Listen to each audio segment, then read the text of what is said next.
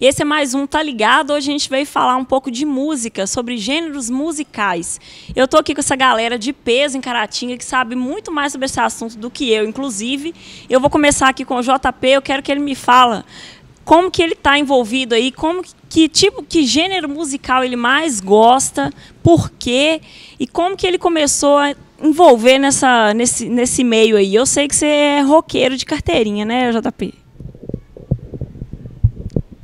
Eu comecei no rock, né, mas sempre gostei de outros estilos musicais. Meus irmãos, eles gostam muito de rap paulista, nacional, e meus primos gostam muito de música eletrônica, só que desde o início, assim, quando eu comecei, eu era vizinho do tio Camilo, o nosso querido Camilinho da Jararaca Alegre.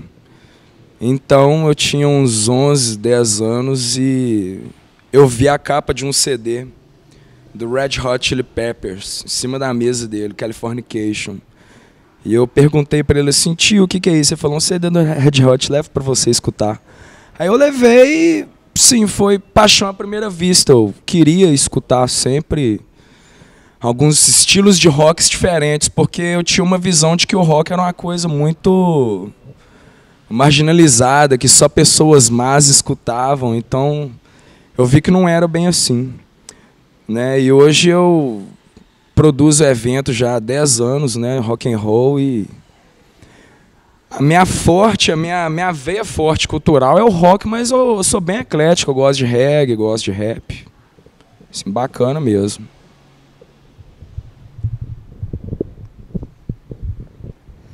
Então, eu sou assim, sou bem eclético, eu curto de tudo, do rock ao axé, mas a minha praia mesmo é mais o rap, né?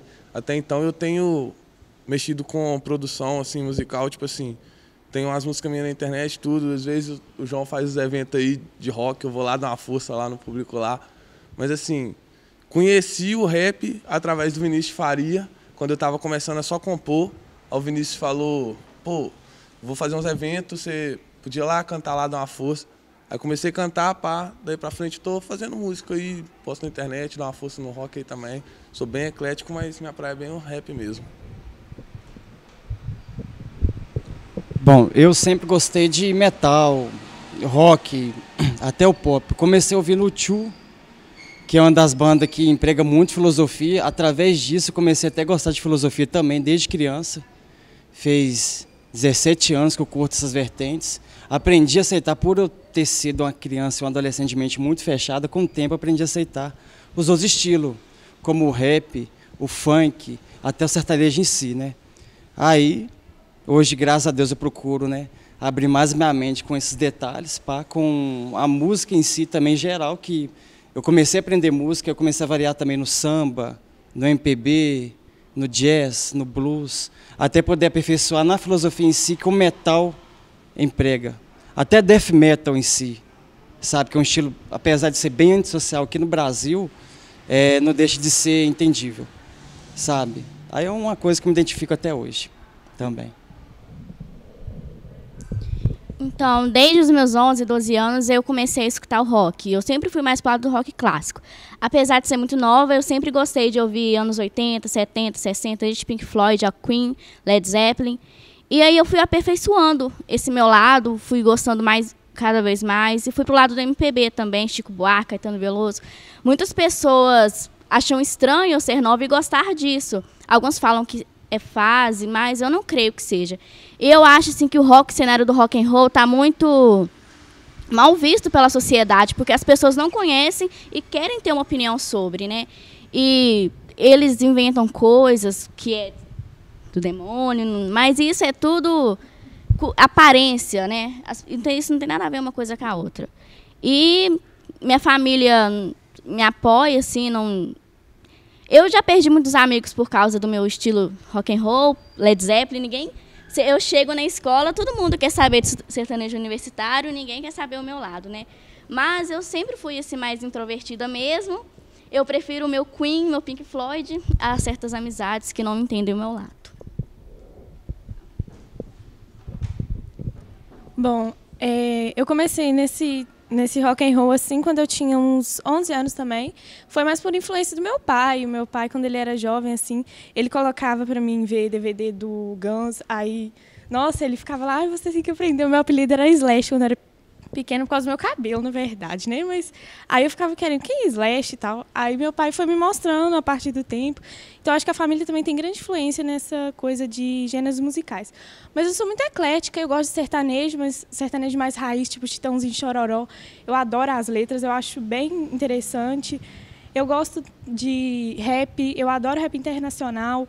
Eu acho que rap aqui brasileiro tem muita letra, tipo fala muito da realidade do morro, da realidade urbana mesmo, fala dos problemas da sociedade.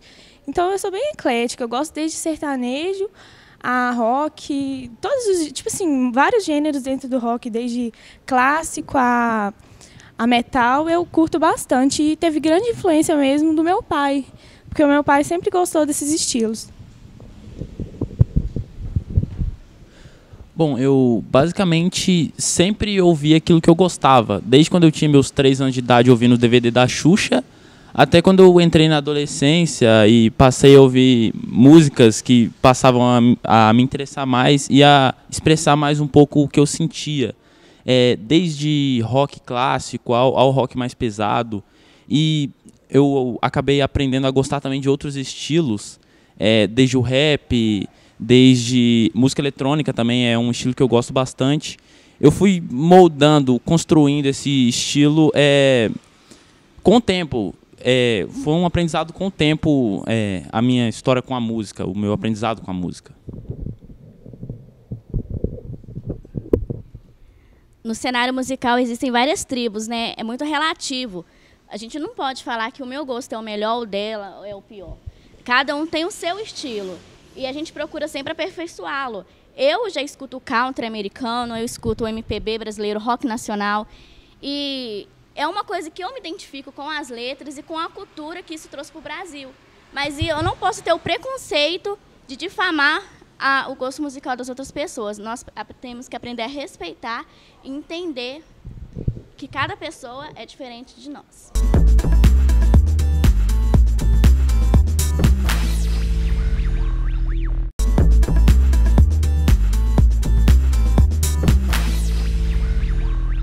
É muito interessante isso, porque a música, né, é uma coisa muito ligada à sensibilidade, mas ao mesmo tempo também, como vocês falaram, meu pai me influenciou, meu amigo me influenciou, mas ao mesmo tempo é ligado também a uma questão cultural até.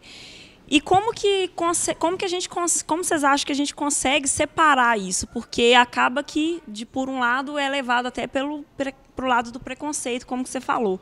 Um dia desses um amigo meu comentando comigo que algumas empresas estão começando a selecionar candidatos pelo gosto musical dos candidatos. Então, assim, a gente já está chegando nesse nível. Então, como que a gente vai falar o gosto musical de um é melhor do que o outro? Ou o tipo de música que ela escuta quer dizer que ela é mais inteligente ou menos inteligente do que um ou outro? Isso vai muito da questão moral da pessoa, né? As pessoas se acham no direito de julgar o que é certo e o que é errado, sendo que a gente não sabe exatamente o que é o certo e o que é errado. Existem várias filosofias que definem isso, mas ainda não existe uma coisa exata. E a questão da industrialização, eu acho isso muito errado de você julgar o seu candidato pelo gosto musical, sendo que isso não vai influenciar na prática do trabalho dele. Então, isso é uma coisa, mesmo nessa sociedade, nessa civilização, que não tem moral para julgar a moral da pessoa. Então, é uma coisa bem paradoxal. É isso aí. Eu vejo que isso também depende da educação, do nível de educação e da cultura de cada país também, de cada região que você mora. Nos Estados Unidos, por exemplo, nós vemos médicos e policiais que trabalham tatuados com piercing. O gosto musical não é levado em consideração, e sim a capacidade profissional da pessoa. Isso é uma coisa que nós, como brasileiros, precisamos enterrar esse tipo de pensamento arcaico.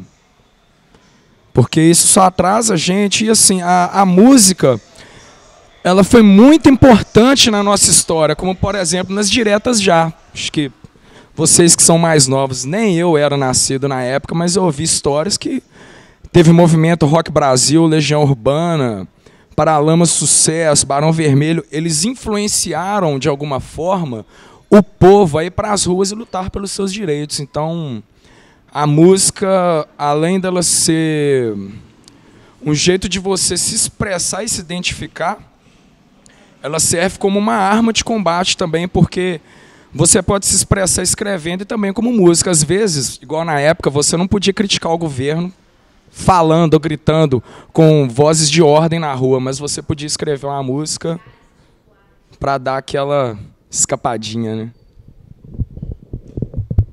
Eu acho que, tipo assim, é meio que um pensamento até infantil julgar as pessoas pelo estilo musical. Se tem uma tatuagem, é vagabundo, é traficante, é marginal, é ladrão. Eu acho que não, talvez não. Talvez a pessoa escuta um rap e para quem não gosta ou tem um pensamento malicioso, critica. Ah, rap é música de marginal, é música de bandido, de traficante. Ou então, às vezes, a pessoa, o adolescente está ali, o jovem está ali escutando um rock em praça pública, passa lá, é drogado, é bêbado, é alcoólatra. Então, tipo assim, cada diferencial da música, cada estilo musical, para algumas pessoas, mente bem fechada mesmo, tem, tipo assim, uma julga, sabe? Alguma coisa por trás daquilo, mas eu acho que não, isso é bem superficial mesmo. Isso vai da mente de cada um, do estilo de cada um. Algumas pessoas que não têm tanto aquela cultura musical aí julga muito.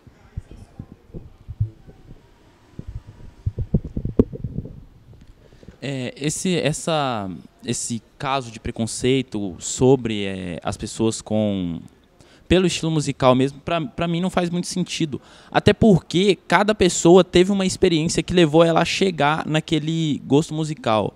Ela, por exemplo, ela pode ter ouvido, sei lá, no meu caso, eu com 6 anos de idade, eu a minha mãe ouvia Legião Urbana no carro.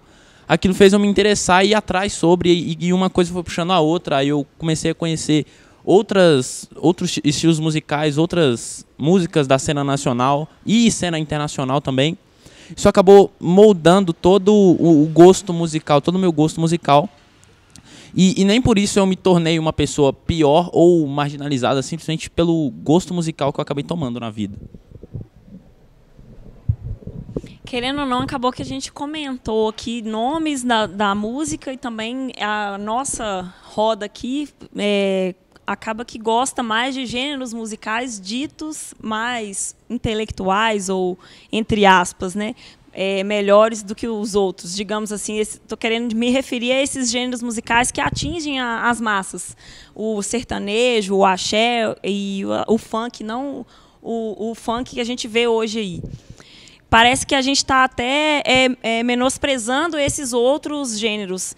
Por que vocês acham que acaba que eles atingem mais as massas e, querendo ou não, eles estão aí fazendo até mais sucesso do que esses outros gêneros que a gente está aqui representando hoje? Eu acho que, vindo ao assunto do funk que você falou, de hoje em dia, eu acho que o funk de hoje em dia tomou essa proporção tão grande pelo escrotismo das letras. Tipo assim, funk, pra mim, na minha opinião, já foi bom um dia. Hoje eu prefiro não escutar muito. É muita falada, é muito sexo explícito dito. Então eu acho isso muito, sei lá, velho, muito incomum hoje em dia. Não é comum isso. Você vê um menino de 12 anos estourando na mídia porque tá cantando alto escalão de palavra. Então isso pra mim não é comum. E tipo assim, isso é aceitável para algumas pessoas, enquanto essas pessoas que aceitam esse escrotismo julgam outras músicas que são mais leves que isso, entendeu? Então eu acho isso uma parte bem errada da música. Tipo assim, não sou a favor desse funk de hoje em dia. Bom, eu acho que o sucesso deve mesmo à cultura de cada região. Tipo, lá no Nordeste, eles gostam de frevo, esse tipo de coisa. Isso aí vai do, tipo, brasileiro. Vamos colocar aqui generalizando. Brasileiro geralmente é muito festeiro, gosta de um carnaval.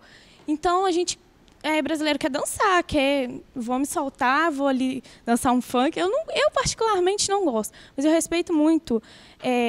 Se você gosta...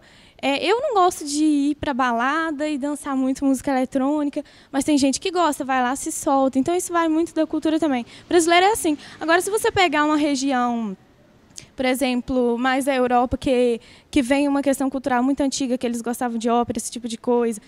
Música clássica, vai Beethoven, vai Frank Sinatra. Então, aí, tipo, é uma questão que aí eles já não são mais soltos igual a gente, que gosta de uma festa louca, vamos dizer assim. E eu acho que, tipo assim, o funk, o sertanejo, eu gosto de sertanejo, axé, isso aí é porque a gente gosta mesmo, o brasileiro gosta de dançar, é festeiro, a gente tem que comemorar de vez em quando porque a situação às vezes não tá tão boa. E aí, quando a gente tem uma oportunidade, um fim de semana livre, é isso mesmo, é ir pra festa e tal.